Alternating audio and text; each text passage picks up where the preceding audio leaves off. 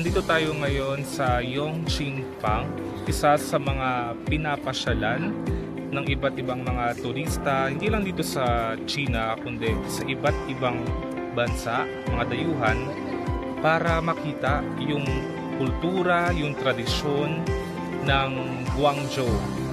Kasi itong Yongqingpang, talagang nakikita nyo sa aking likuran, na panatili nila yung tradisyon at kultura ng Old Guangzhou o Old China. Kung pupunta kayo sa Guangzhou, isa ang Yongqingpang sa hindi dapat palampasin, lalo na sa mga gustong maranasan ang Cantonese culture. Matatagpuan sa Liwan District, ipinapamalas ng lugar na ito ang mayamang kultura at modernong pamumuhay sa Guangzhou.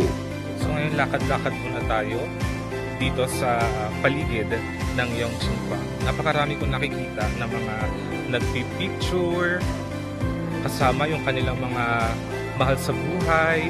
Isa sa highlights dito ay ang Bruce Lee Family Residence, kung saan makikita ang mga lumang larawan, memorabilia at mga storya tungkol sa buhay ng legendary Kung Fu Master.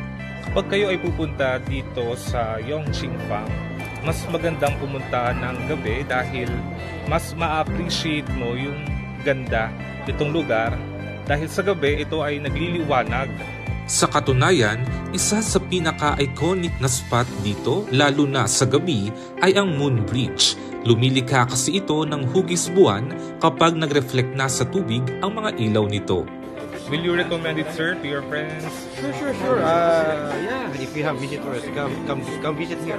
Gaya ko na mangharin sa taglay na ganda ng Yongqingpang, si Kuya Neil Haino, isang Pilipinong nagtatrabaho sa Guangzhou. Naabutan pa namin ng isang robot dog na ito na naglalayon dance sa kalsada. Hello! I'm with Sir Neil.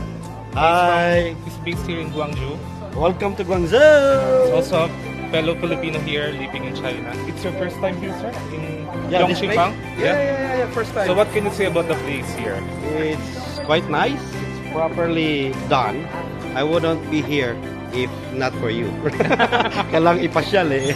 Ganun, you know? Yes. Can only go around if we have visitors. I'm Cassie. Hello. Cassie. Yeah, I'm Chinese. So first time for me, but yeah, it's nice. It's wow. This place is like 100 years old, right? Yeah, I think so. Yeah. Back when the first foreigners come and settle in Guangzhou. So that's why if you look at the architecture, it's like a mix of European and some Chinese. It's like we're going back to the old times. Yeah, and then you can see they mix the old and the new Yes. things, and it's like very good feeling. I mean, look at some of those stone right on the road on the side, right? I mean, I think it's like 50 or 100 years ago, people have been walking here. Hindi rin mauubusan ng pwedeng bilhin dito dahil kaliwat kanan ang mga tindahan, cafe at restaurant. Sinubukan din namin ang local street food nila dito. I just share with you. So after ng mahabang lakaran dito sa Yongqingpang, try naman natin itong pagkain nila. So good. Yay! Coconut!